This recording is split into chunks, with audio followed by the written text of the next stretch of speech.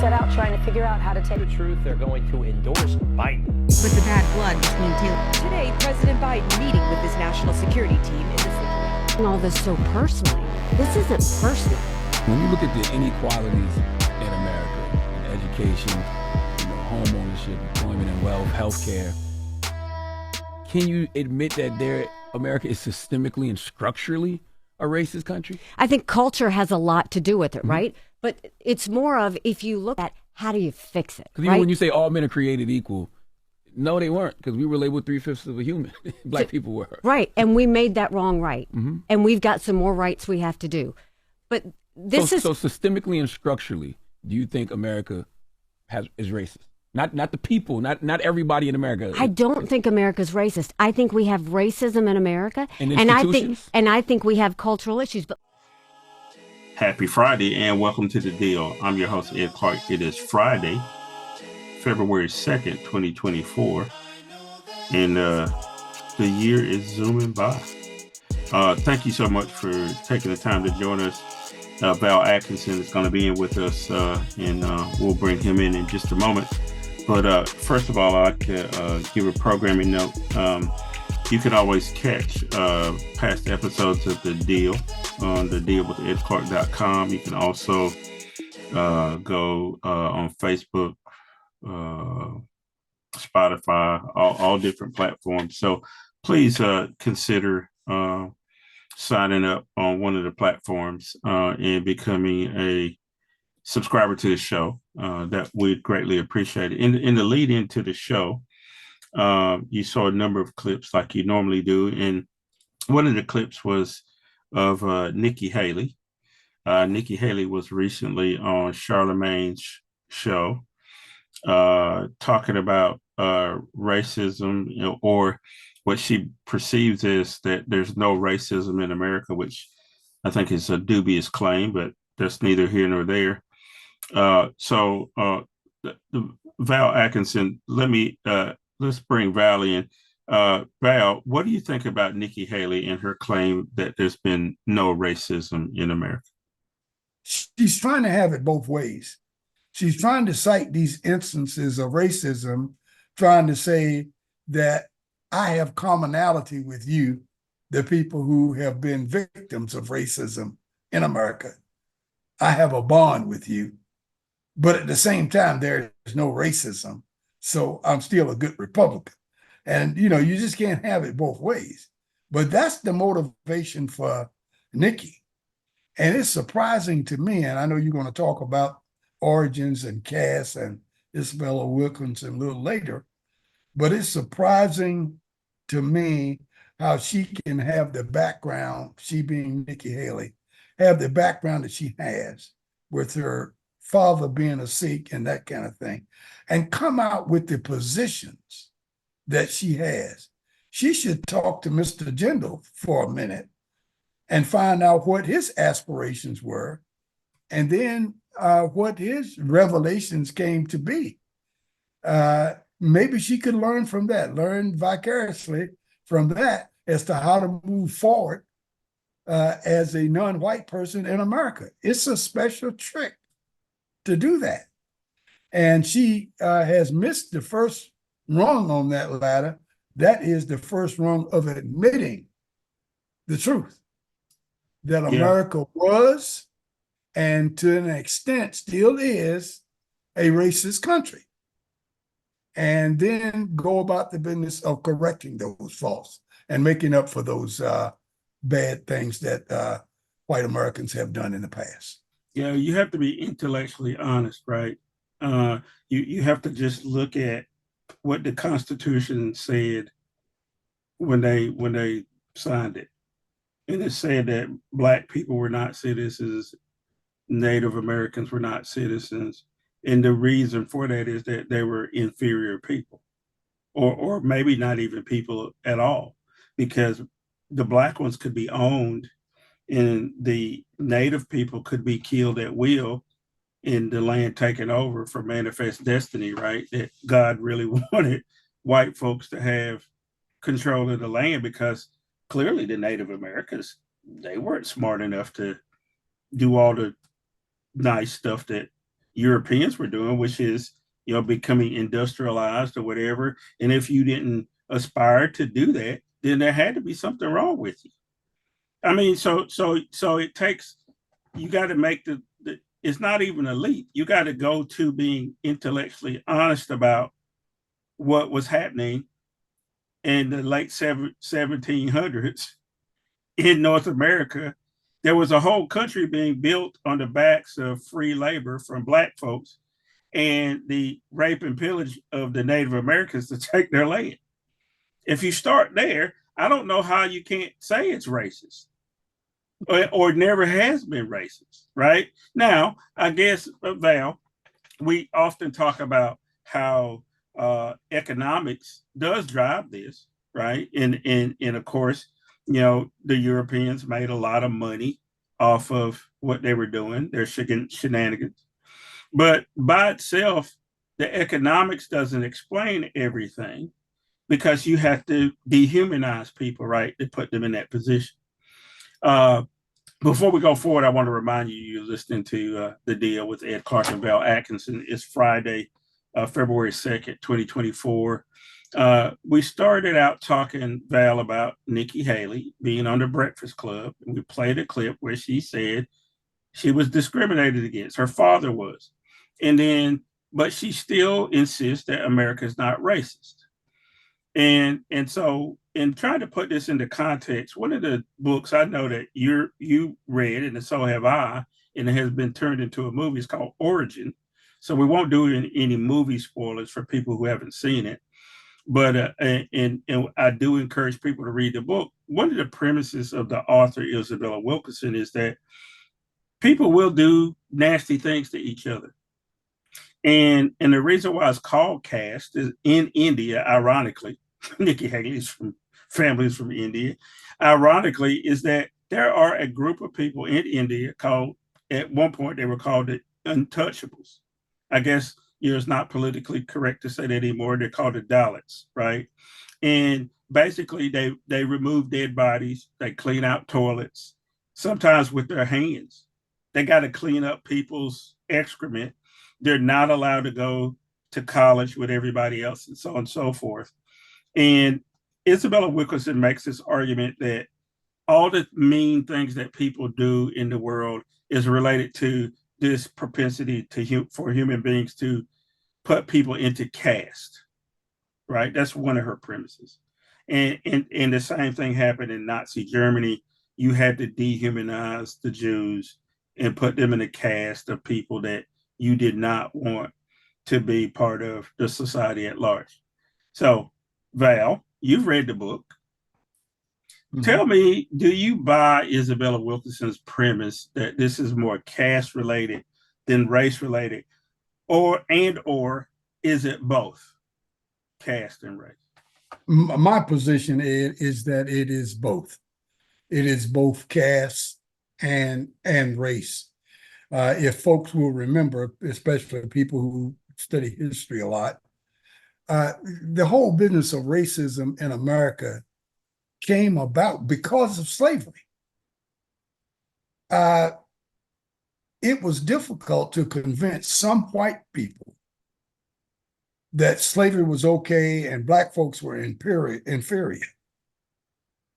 So what they had to do to keep that institution going, to keep the economy going, was to convince them that these people are inferior. They're not, they should be handled this way. The Bible talks about this. So we're doing the right thing by treating them as such. And then came along Friedrich Blumenbach, who came up with the theory of the races in 1793. The Mongolian race and the Caucasian race and the Negroid race. And he kind of solidified that these are the races of man. And he decided that it was going to be stratified and the white race would be on top because of all things, cranial size. He thought that was the first thing that determined superiority or inferiority as far as race was concerned. And then so here comes these big head white boys, and they supposed to be smart than everybody else. And I said, that can't be true. I know a lot of big head white boys that are not smart. As a matter of fact, they are just the opposite from that. But it all boiled down to convincing white people to stay the course, as your favorite president, Ronald Reagan, used to say, Ed. Stay the course. And let slavery survive. And let this whole system of white supremacy take hold in America and be the ongoing favorite of all that abide and live here. And that's what started everything. That's why it was so difficult, even after the Civil War, for Reconstruction to take hold. That's why it was so easy after Reconstruction for Jim Crow to take hold. Because down at the bottom where the seeds grow, there was always this thing of racism and white supremacy. Always. Always, like you say, from the beginning with the Native Americans, let's kill them. They're in the way of us starting this new world. Bring the black folks over here and make them work. We can't do all this work. This land is too big. Too much possibilities of being wealthy. If we had somebody to work it, well, we can't work it. So let's find somebody to do it. And this country was built on that free labor of black folks and brown folks and white folks sitting back talking about what the rules are going to be and enforcing them and making things go and setting more rules to make sure those rules are abided by.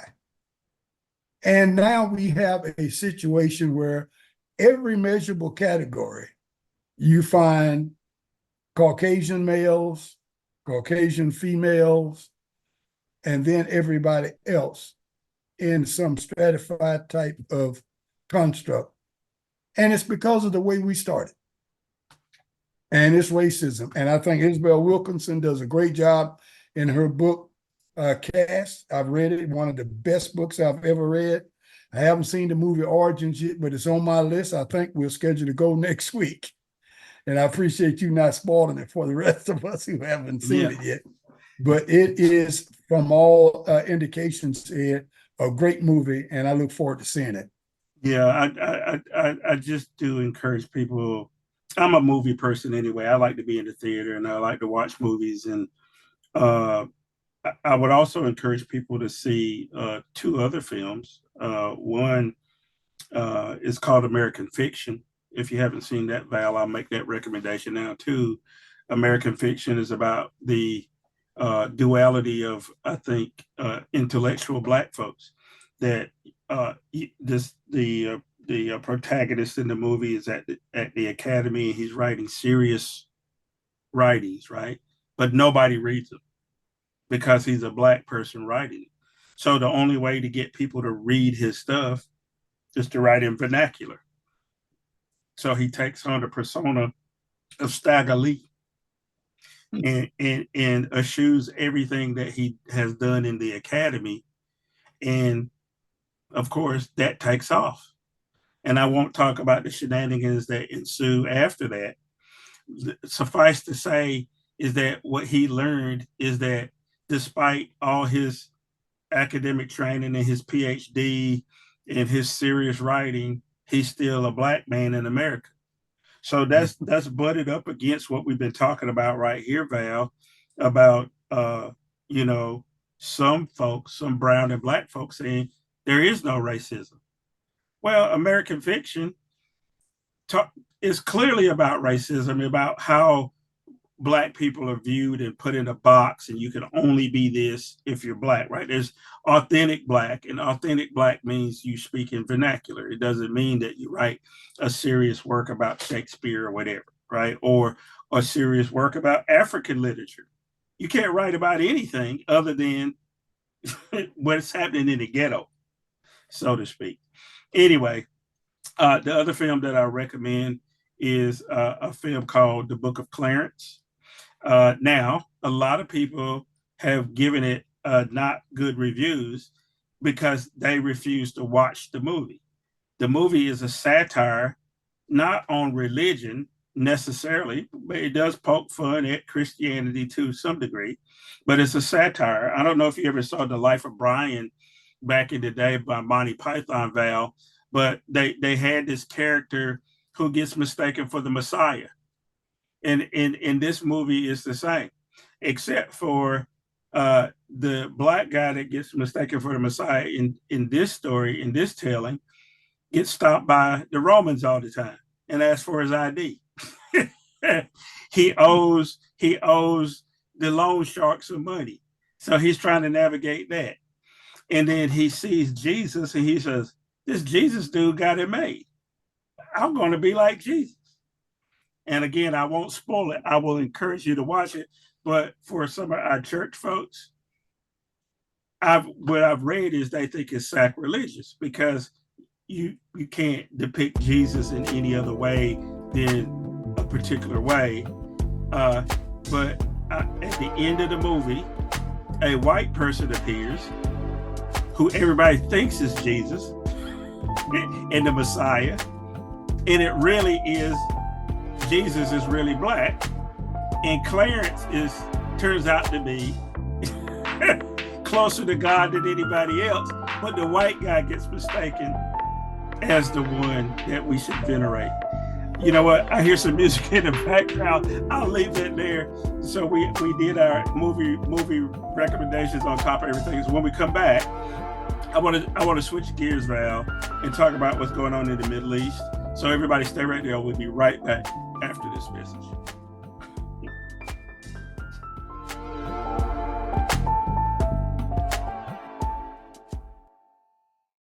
It was a tough film to get made if I had gone the traditional route, but I knew that I would get no's from the studios because it's not the usual studio fare, and that's fine.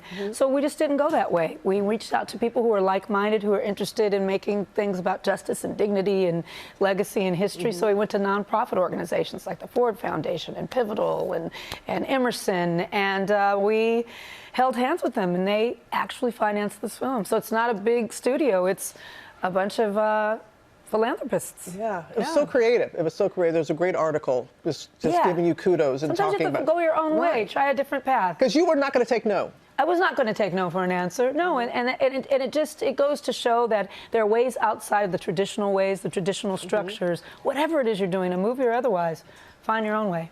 This episode is sponsored by My Local CFO, helping you build stronger growth by connecting your financial picture to your operational goals. Follow them on Facebook and LinkedIn at My Local CFO or visit their website at www.mylocalcfo.com. And welcome back to our second segment of The Deal. I'm your host, Ed Clark. That's Val Axton. We got a chuckle. We're in the break. We were talking about some jokes that we won't tell on the air. Suffice to say, we have a sick sense of humor. So. Anyway, when we started out today, Val, we were talking about Nikki Haley, but we were talking more broadly about race and race in America, how race is going to play into this election, because Nikki Haley has had to explain on multiple occasions that she does not believe America is a racist country. I watched a full interview with Charlemagne.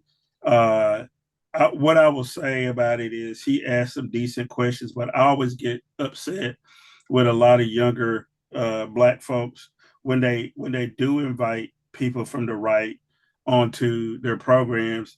They don't seem to be able to challenge them at a level that they need to. And I'll just say it and leave it at that. Charlemagne has millions of followers. I don't.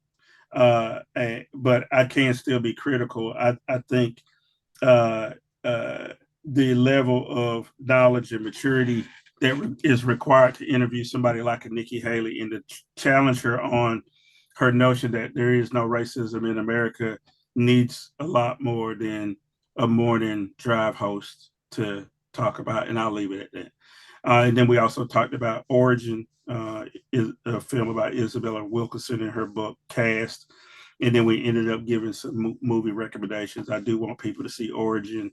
I want people to see American Fiction, and I also want people to see The Book of Clarence. I'll also throw in The Color Purple, because apparently the production there is really good, and I plan on seeing that as well. So Val, let's move on. Let's go to the Middle East. 3 soldiers were killed in Jordan. Let's take a look at a clip, and then we'll talk about it. Today, President Biden meeting with his national security team in the Situation Room, under pressure to respond after an attack the Pentagon says was launched by Iranian-backed militias in which U.S. soldiers were killed. We've now learned the names of the 3 fallen troops: 46-year-old Sergeant William Jerome Rivers, 23-year-old Specialist Brianna Alexandria Moffett, whose family described her as a very loving person, a very giving person. She loved life. And 24-year-old Specialist Kennedy LaDon Sanders, her mother, talking to us tonight. She never expressed any fear. And Tower 22 is nothing that she ever mentioned to us. She was full of life. She enjoyed life to the fullest. She was just a ray of sunshine for anyone that came in contact with her. The soldiers were killed Sunday night at a small outpost in northeastern Jordan known as Tower 22, where about 350 U.S. soldiers and airmen are deployed. The Pentagon saying a drone packed with explosives hit near a housing area while many troops were asleep. At least 40 troops were injured, including 8 who had to be medevaced for further treatment. So about those 3 troops that were killed, the oldest being in his 40s, they were all part of a Army Reserve group from Georgia, who were in Jordan. I don't know. I can't figure out all the particulars about why American troops are in Jordan. So I'm going to lean on you here, Val. Why the hell, if we're not in a war with anybody, and who are we protecting if we have troops in Jordan of all places? What are we protecting? How are we protected? And then these people were killed in a drone attack that apparently some things were overlooked. So what's your take on what's happening in this particular incident? Well, we have been friends with Jordan probably as long as we have any country in the Middle East. It goes way back to when the king of Jordan was smitten by an actress and married a white woman. And everybody used to say that what he wanted more than anything else, more than being king for life, he wanted to be viewed as a Western white man. And he couldn't do that, so he did the next best thing and took his white queen wife back with him. But this entry into the Middle East with American troops has to do with what was going on in Syria. You know, we had a little war in Syria. We had a little skirmish there.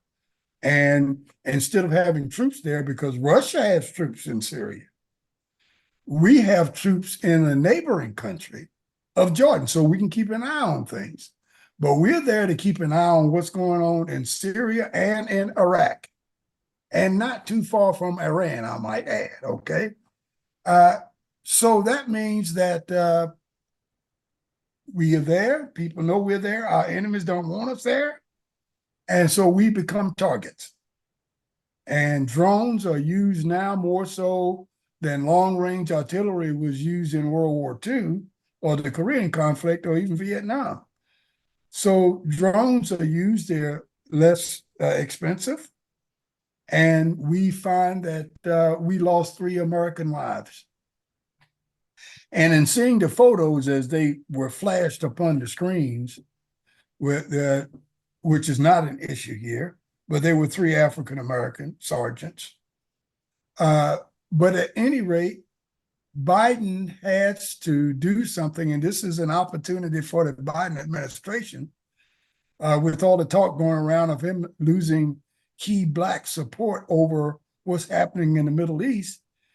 They are taking a real measured approach to make sure everybody knows that we are really going to avenge the loss of these lives. And Biden is meeting with the family of all of the deceased, and they're going overboard as far as I'm concerned. I don't think they'd be making this much about this if there were 3 white soldiers that got killed. I mean, they would do something and say something, but Biden is trying to make sure that Black people know that we will not let this go. And we're not just going to sweep this under the rug because they're Black. So he's going overboard with it, I think. We're waiting to see what Lord Austin is going to say the response is, or more aptly, we're waiting to hear after the fact what the action was, because they will never tell you in advance what they're going to do. They'll tell you what they did and why and how. So we're waiting to see that, and it will be a measured response, I'm sure. And then we'll go on to the next step. But we are there to deter other people from getting involved. Now, you know, what irony is that? We send aircraft carriers and troops and everything 8,000-9,000 miles away to tell other people not to get involved, and they're right next door. They can throw a rock over there, but they shouldn't get involved and shouldn't do anything because we're there. We have a real one-sided position in the Middle East, and I don't know how it's going to end, but it doesn't look good from my standpoint, because I think Middle Easterners and now people outside the Middle Eastern area are seeing that it appears that the United States is leading an effort to finally westernize the Middle East. And I talk about this all the time. It's the last place on the planet that hasn't been almost totally westernized. Even they got people in China wearing neckties and 3-piece suits and doing day trading, buddy. Yeah. Okay. They got people in Japan who's got the second, third highest economy on the planet, ditching their kimonos and wearing double-breast suits, you know? Right. The planet is being westernized. Australia, Africa, you name it. India being westernized. The last place on this planet that's holding on to non-Western traditions and ideas is the Middle East. Yeah. Because the way they treat women, the way they dress, the way they talk, the religion that they have, and all of those kinds of things is too non-Western. And that is the West's target right now. In 30, 40 years, you're not going to be able to tell Riyadh from Chicago. Well, that's why I have you on here, Val, because I had not thought of it that way. I was still thinking that it had more to do with commodities like oil and then the things you can make from oil or whatever, and all that money. But you're right. At some point, that's going to run out. And the more valuable asset is people buying Western values and not buying and trading oil, right? Can you have them fully immersed in the American way?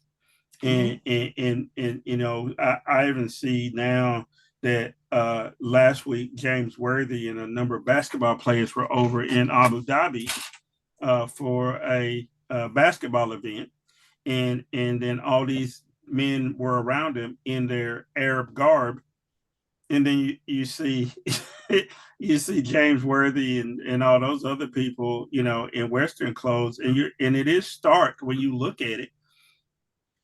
That area has not adopted. Now they drive Maybachs and they have fancy apartments, and they may even buy foreign girls to have fun with. But the Arab women, like you said, are still subjugated. They still decide things by Sharia law or whatever, blah blah blah, and we are going along with it. Now here's the other problem, Val. Let's see if you can help me with this. Americans aren't very smart, so they don't know what a Houthi is. They don't know why Iran and Iraq are different from Saudi Arabia and Qatar and so on and so forth. Can you make sense of because the Sunni that are in Saudi Arabia, like you said, they're not changing their ways. So why does a Houthi in Yemen have to change his ways, or a Ba'athist in Syria have to change their ways, or a Shia in Iraq have to change their ways. But we're friends with the Saudis. How did that divide come about? Why are there good Muslims? And I won't even say good Muslim, but why are some Muslims better than others in American foreign policy? Well, it depends on how much these Muslims listen to Washington, how much they allow Washington to run their countries by calling them, say, hey, I'm thinking about doing X or Y. Can I go to the bathroom next week? But all kidding aside, there are some that have really come under the auspices of Western society and Western power. And although, they have not jettisoned their government and elected a parliamentarian form of government or a democracy or whatever, they still check with the leaders of the Western world before they make a move. Say, we're thinking about doing X or Y, or we're thinking about this, or borrowing some money from so-and-so. What do you think about that? There are those groups of people that check in with us, and if we don't tell them not to do it, we just may say things like, well, that's not exactly what we had in plan, and we got something else that'll come out about a year from now that may help you to accomplish your goals a little better. That's the same thing as saying, hell no, don't do it, okay? And then there are those who tell America, hey, up yours, you don't tell us how to run our country. We do what we want when we get ready to. Now you are on our shit list, okay? Mm-hmm. And we'll do everything we can, and including sending the CIA in to overthrow your government or whatever. We'll make you look bad internationally by spreading lies and all of these other kind of things. We'll try to overthrow your economy. We'll do everything we can to put you out of business because you won't listen. Yeah. Then if it really comes down to it and we start a hot war, you know who's going to win that. So you may not want to do that. You may not want to do that. Yeah. Yeah. Val, that brings me, before we run out of time in this segment, to another international issue. Is the southern border of the United States. The Republicans have made a lot of hay about the border. They've actually, in committee this week, recommended that Secretary Mayorkas from Homeland Security be impeached. I don't know on what grounds, but it's more bullshit from them. Let's take a look at a clip about a convoy of people going to the border, and then we'll talk about it. Right now, a group with the intention of stopping migrants from entering the U.S. heads to border towns, including one near Eagle Pass. The Take Our Border Back convoy says it'll be calling on the government to address the crisis at the border. And tonight, some are questioning the group's motives. That's right. Thanks for joining us tonight. I'm Jonathan Martinez. I'm Mandy Noel. In a video the group posted online, they say they condemn violence and aren't looking to engage with anyone. As News 4 San Antonio's Amanda Henderson reports, law enforcement along the border preparing for the convoy to arrive a bit later this week. 1,500 miles away from San Antonio, the Take Back Our Border convoy has started its journey toward border towns. And we're ready. We're ready to hopefully peacefully, and then nothing will happen. The group's goal, according to their website, is to peacefully assemble on Saturday and call on government leaders to address the southern border. We reached out for comment, but have not heard back. USA! USA! No one knows for sure how many people are arriving, but officials say they're preparing for a large number. So, Val, some vigilante white folks are going to ride down to Eagle Pass, Texas this weekend, ostensibly to do what Joe Biden won't do, right? That bullshit. Because I know, and you know, that there is a border security bill that's in the Senate, and it's going to come to the floor probably on Monday. That's a bipartisan bill where the Democrats had to give up a lot. Leader Schumer has already said that, there are provisions in there that Democrats would not normally support, but they essentially have agreed to let the Republicans put in a provision to all but close the border and not, and make asylum very difficult. That's despite all these folks who are here now who pretty much just walked in at their will. And we can carry this over into the next segment if we need to, Val. But talk to me about this border bill. It's essentially DOA in the House, right? It's nothing going to happen in the House. Tell me about that. Well, that's what Speaker Johnson has already said. He said the bill is dead on arrival in the House. When it gets there, it will not happen.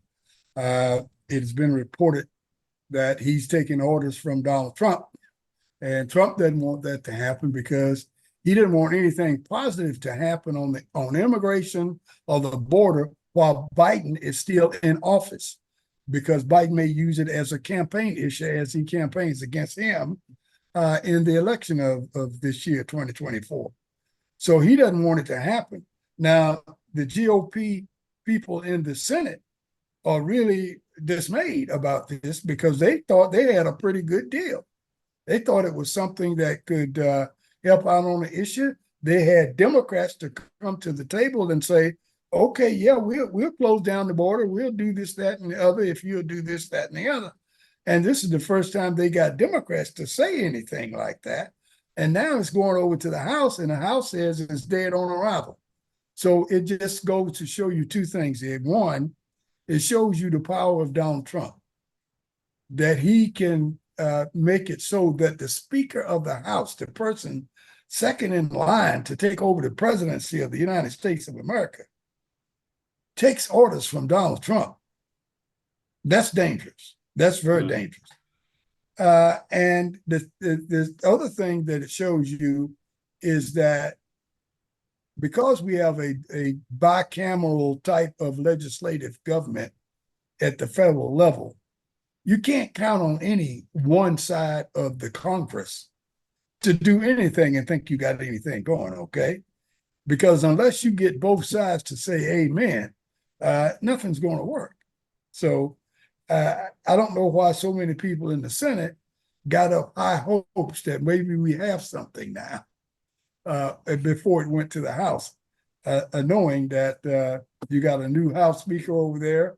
He has a tenuous position. One person can get up and call for his ouster, and he takes orders from Donald Trump, who's in a political race right now for the presidency. So not a lot's going to get done. And this is the way, if this is the way you want it, just keep on playing these games like you're playing them, and this is what you're going to get. Yeah. Well, I hear some music in the background, Val. Let's take a break, and when we come back, we're going to wrap this up. I want to talk about something back here in North Carolina that's going to play into the majority that the Republicans have or don't have. One of our congressional delegates, Wiley Nickel in the 13th district, has decided not to run. And we want to talk about why that is, then also how the North Carolina Republicans gained a foothold and whether or not that's going to stand. So stay right there. We'll be right back after this message.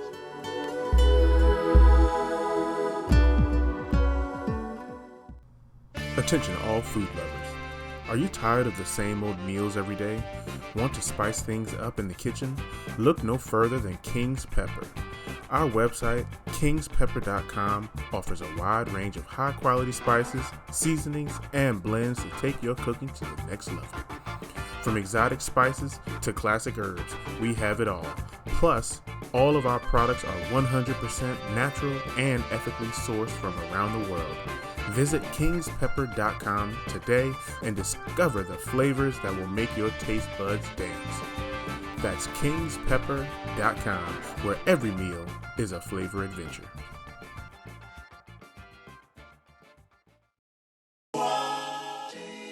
And welcome back to our third and final segment of the deal. I'm your host, Ed Clark. That's Val Atkinson. We're here on a Friday, chopping it up, saving the world from itself. And we've talked about a lot of things. We talked about race, we talked about caste, we talked about class, we talked about the nonsense that's going on in the Congress over border issues. We talked about soldiers being killed in Jordan and why we can't seem to get on the right side of history when it comes to how we deal with the Middle East. And I will go to my grave, I suspect, Val, with us still up to shenanigans in the Middle East and being on the wrong side of history. At some point, you have to let people actually make a decision about how they want to live.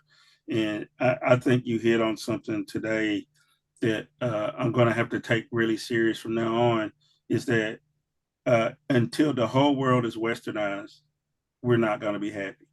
And when I say we, I mean the corporate people who run the American corporations that sell crap around the world won't be happy until everybody is westernized. And even if the product is made in China, some Americans going to make money off of it, either through the stock market or through a company that they own where we sell crap to these people. So thank you for bringing it up, Val, even though it's a sad subject. Where I want to go now, Val, is at the end. I talked about Congressman Wiley Nickel. He represents the 13th congressional district here in North Carolina. He was scheduled to be on the program. We had some scheduling conflict, so I hope to get him on at some point. He did not decide to run because North Carolina has rigged the district so to be in their favor of the Republicans, even though they're the minority in terms of registered voters in North Carolina. They have a veto overriding majority right now in the legislature, what they call a supermajority, Val. So let's start there. We know the deal, right? They're in charge. They're also in charge of the courts as well. Supreme Court in North Carolina, Court of Appeals. So Val, can you give, put on your professor hat again, can you give people a primer on how North Carolina got to a point where they have a minority group in charge of everything except for the governor's office, and even having a Democratic governor doesn't do you much good when he can't veto anything? How did that happen? Well, it happened because the GOP in North Carolina saw that the way to power was not just to get everybody out to vote and outvote them, that you could internally go in and control the legislature and make that the first order of business. If you can control the legislature, you can control everything else. Because by controlling the legislature, if you can get a majority, you can draw the lines. And once you draw the lines, you can draw the lines that you will have a not only just control, but a super majority. And if you can get a super majority, you control the executive branch now, because his veto doesn't matter, okay? And once you have that super majority, you can also write laws to talk about board of elections and appointing powers, so that things that run elections are done in your way. And now you can effect statewide elections that's not based on districts. So now you can win the court battles, the Supreme Court, the Court of Appeals, and what we call the Council of State positions with the commissioners and all of those people. And that's what they did. They did it from the inside out. And now, as a minority registered party in North Carolina, they control, have a supermajority in both houses. They have the majority of the Council of State members. They have the majority on the courts. And they just literally control all there is to control, politically speaking, in the state of North Carolina, being a minority party. It's called minority rule.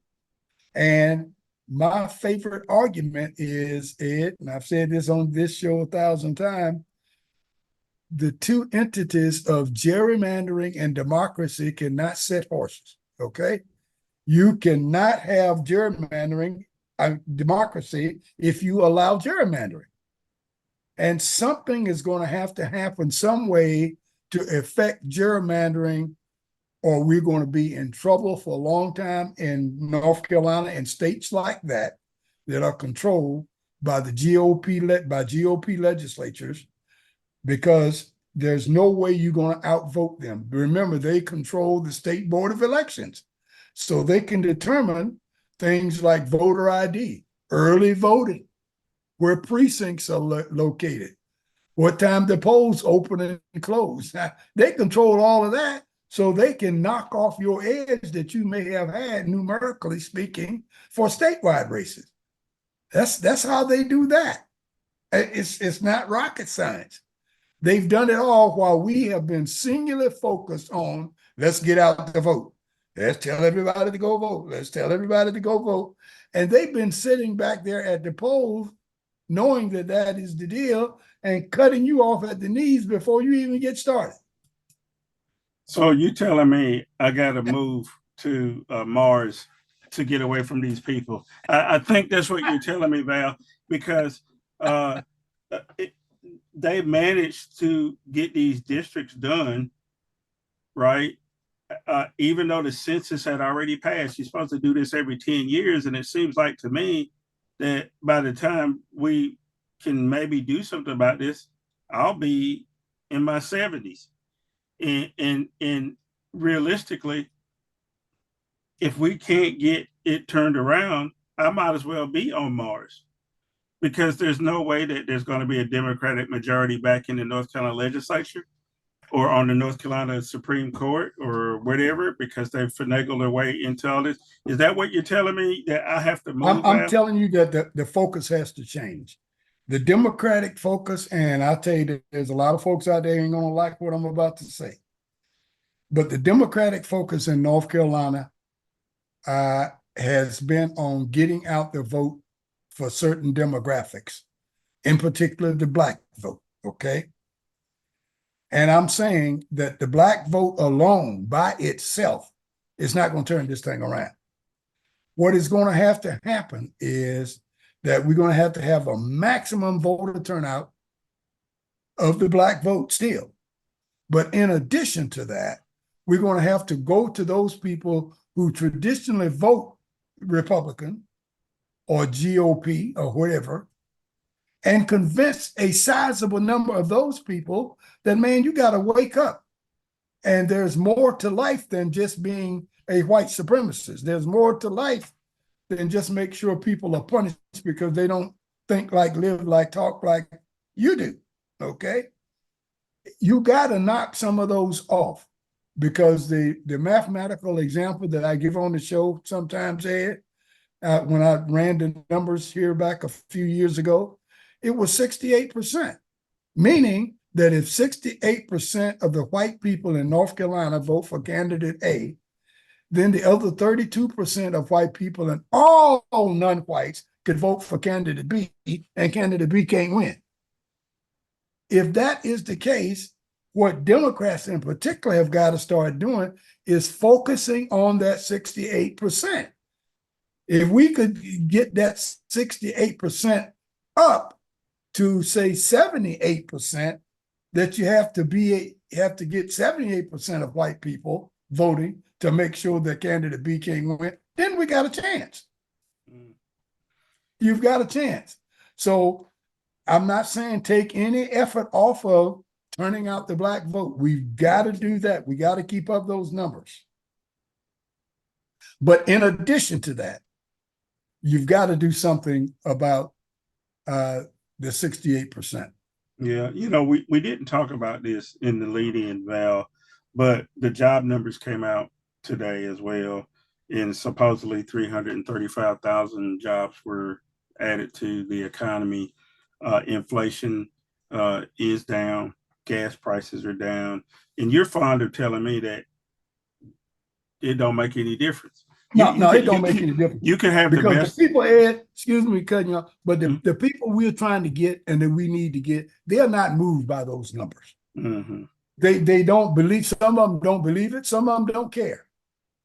Because you got people that think they're about to lose their culture. They don't have a job anyway. They're unemployed. They're not going to give up losing their culture just because you're going to give them a job, okay? Mm. So that don't help them. They don't care about that. If they got to pay an extra 10 cents a gallon for gas and lose their culture, they pay 30 cents a gallon and keep their culture, okay? Right. So we are hammering on the wrong issue if we're trying to get to that 68%.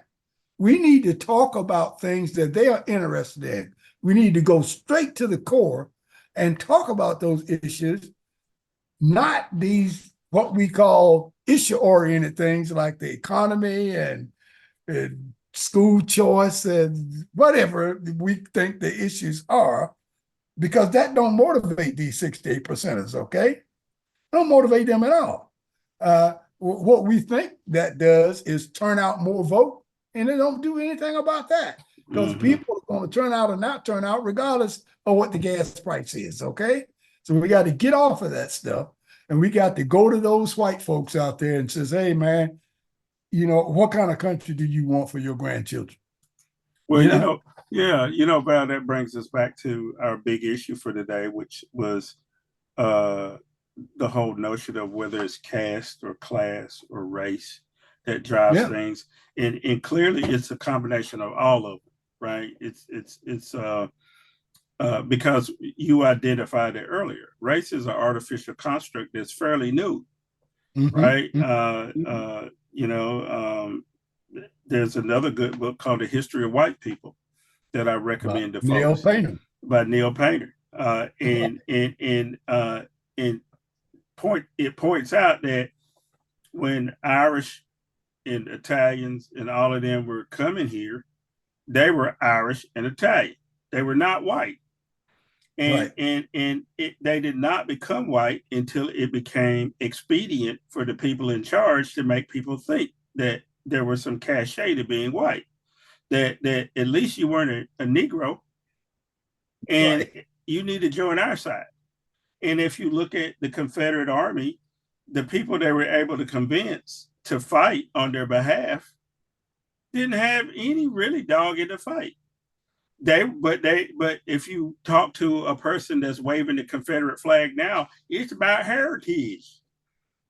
It is not about heritage. It's about how your ancestors were duped into supporting the economic system that was driven by race. That those people, and it's not just in Alabama. I saw a lot of Confederate flags in North Dakota, in Montana. And people move up there to get away from Black folks, right? They want to have, and this week, Val, there were people again talking about Texas seceding from the Union and being their own state, supposedly over this immigration. But that's also about having convinced certain white people that they're going to lose Texas to the people who own Texas to begin with.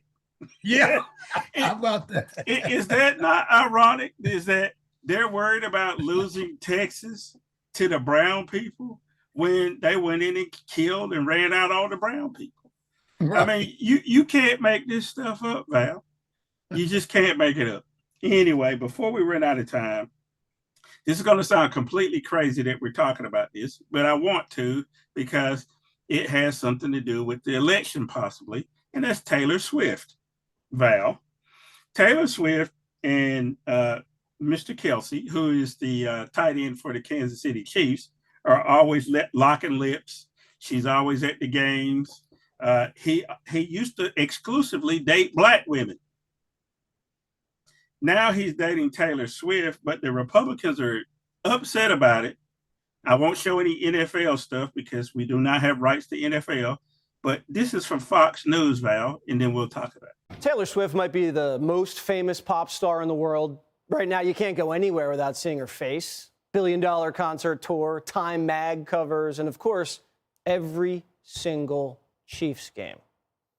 Turns out a relationship with Travis Kelce is quite popular, generating an extra $330 million for the Chiefs and the league this season. Swifties are a massive and emotional demographic. If Taylor likes something, they love it. Now, the women who run the Biden campaign want to set the big guy up. The most unpopular president of all time wants to have a relationship with Taylor Swift.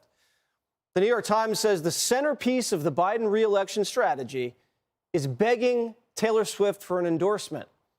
Quote, fundraising appeals from Miss Swift could be worth millions of dollars for Mr. Biden. One idea that has been tossed around a bit in jest, sending the president to a stop on Miss Swift's Eras tour. So, Val, if people over at Fox think that Joe Biden has worked out a deal with Taylor Swift and the NFL to get the Kansas City Chiefs to win, so Taylor Swift can go on TV and say, register to vote, because earlier this year during her tour, she told young people to go out and vote, and there was a surge in young people registering to vote.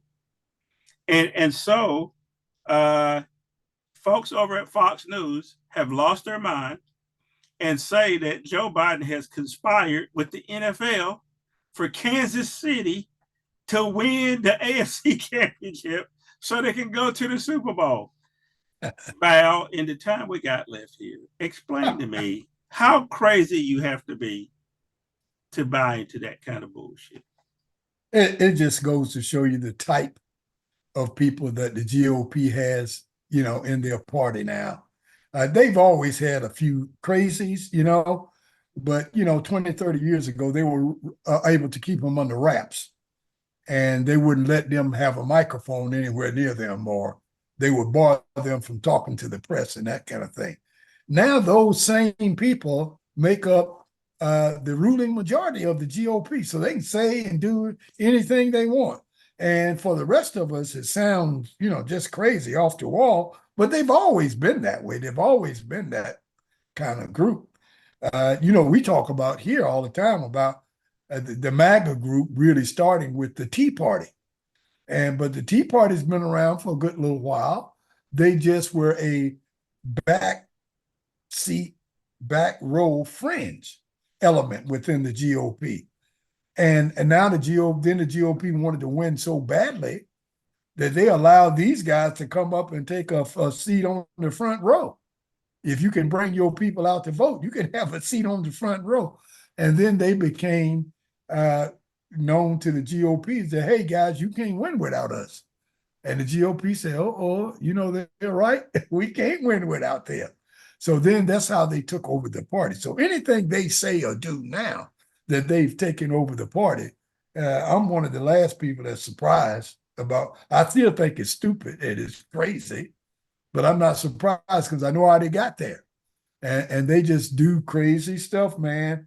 And if they come out tomorrow with something even more out of left field than this, I won't be surprised. You won't be surprised. I'm not surprised anything they say or do. Yeah. Well, I won't ask you for your Super Bowl prediction right now because I'll give it to you. Joe Biden's already got it worked out. So are you on Joe Biden? Are you working on the Joe Biden conspiracy? Are you going with Kansas City? No, but I am pulling in my heart for the Chiefs. That's who I'm pulling for. Okay. But I got this nagging kind of doubt feeling that McCaffrey is going to have a field day. Look, we're thinking the same thing, Val. Christian McCaffrey is due. The Panthers were crazy in letting him go. They were also crazy in letting go Steve Wilkes, who was the interim coach for the Panthers that got them 5 wins when they had no business winning any games. And then that's right. They bring in Frank Reich, which made no sense to me. And they had a coach. And now pretty much Wilkes is the associate coach for the 49ers and is going to probably lead them to a Super Bowl victory. I will give a number next week. I won't give it this week, what I think the score is going to be. But I need to see the injury reports before that. In the meantime, Val, anything else you want to tell us? Anything we need to be thinking about, or before we go? No, like I said before, the book, the edition, is finished, and we're in the process now of publication. And I'll be.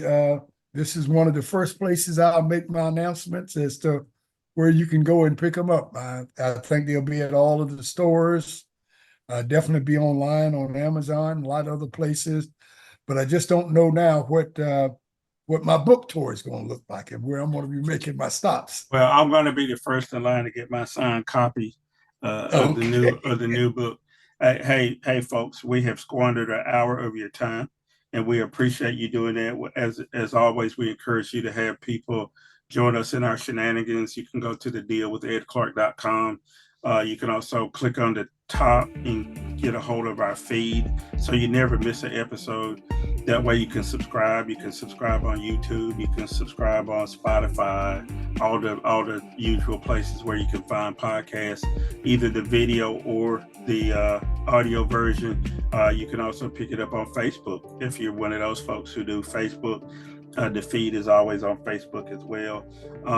We try here as hard as we can not to just run off at the mouth. I know I do.